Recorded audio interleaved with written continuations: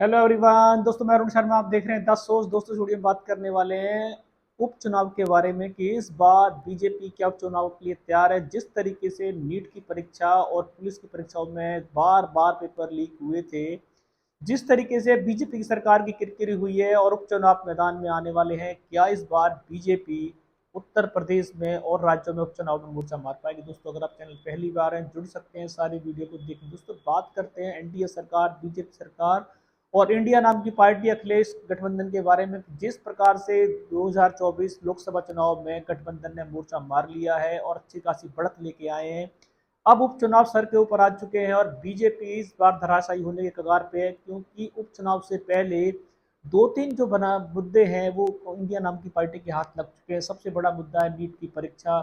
NEET की परीक्षा में जिस तरीके से बीजेपी की सरकार उसको रोकने में फेल हुई है और जितने पेपर लीक मामले हुए हैं उन पेपर लीक मामलों में यूपी ने सबसे बढ़त बनाई हुई है। और उपचुनाव में ऐसा ना हो कि इस बार योगी के हाथ से इस बार उत्तर प्रदेश में उपचुनाव भी चला जाए। जिस तरीके से संघ की कड़ी फटकार बीजेपी की सरकार को लग रही है, उस प्रकार के चलते मंथन पे मंथन जारी है। सहारनपुर में भी अभी बवाल हुआ था।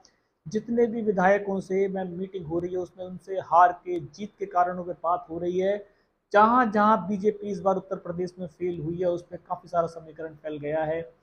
अब जिस तरीके से इंडिया नाम की पार्टी को पहला ही एक मुद्दा मिल चुका है, अब भले ही ये सियासी मुद्दा ना हो पर ये सियासी मुद्दा बन के रहेगा, क्योंकि नीट जैसी परीक्षा पे 50 लाख विद्यार्थियों का जो भविष्य बीजेपी सरकार के रहते लटका है। बीजेपी सरकार ने आनन फानन में कुछ उद्देश्य जारी कर दिए हैं, कुछ पे कार्रवाई कर दी गई है, पर जिस तरीके से स्कैंडल बढ़ता रहा, जिस तरीके से यूपी में पुलिस परीक्षा को भी उन्होंने काफी समय के लिए रोक लगा दी और जिस तरीके से वहां पे धांधली हुई है, इससे योगी सरकार पे काफी सारे सवाल खड़े हो गए हैं। और जनता इस बार ऐसा ना हो कि लोकसभा चुनाव में तो जो भड़ास लोगों ने ना निकाली हो, उपचुनाव में बीजेपी को उस भड़ास का सामना करना पड़ जाए। क्योंकि जनता इस बार अपने बच्चों को नीट की परीक्षा को लेकर काफी दुखी है।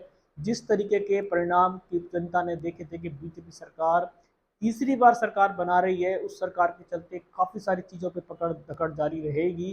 पर बिहार, पंजाब, हरियाणा, उत्तर प्रदेश की बात करें, जहां जहां बीजेपी सरकार की जिस तरीके की परीक्षा के सेंटर थे उन वहां पे दिक्कतें आई हैं। नीट जैसी परीक्षा का फेल होना बीजेपी की सरकार के लिए गले की हड्डी बन गया है।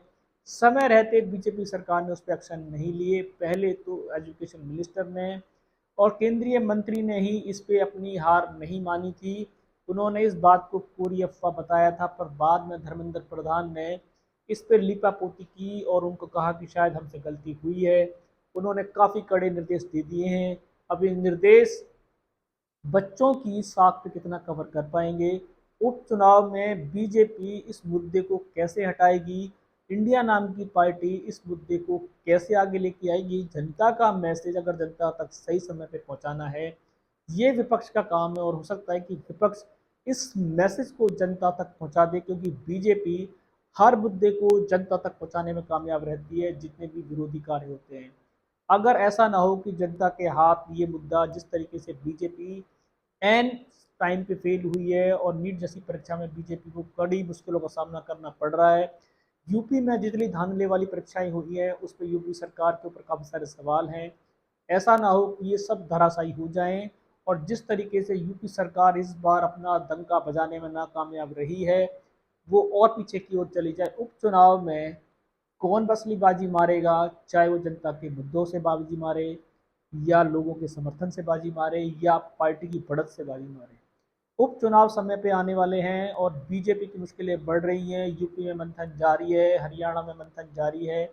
अब इन मंथनों का असर उपचुनाव में कितना पड़ेगा कि लोकसभा चुनाव से भी कड़ी हार क्या उपचुनाव में बीजेपी को झेलनी पड़ेगी। दोस्तों फिलहाल उपचुनाव में बीजेपी अपने किन मुद्दों को लोगों तक समझाने में कामयाब रहेगी, इंडिया नाम की पार्टी किन मुद्दों तक जनता के संदेश को आगे तक पहुंचाने का काम करेगी, इस पे काफ़ी सारे सटीक विश्लेषण है। इस रुझान पे कुछ नया अपडेट होगा, हम समय से पहले बताएंगे। अगर आप चैनल पहली बार हैं, जुड़ सकते हैं सारी वीडियो को देखने के लिए।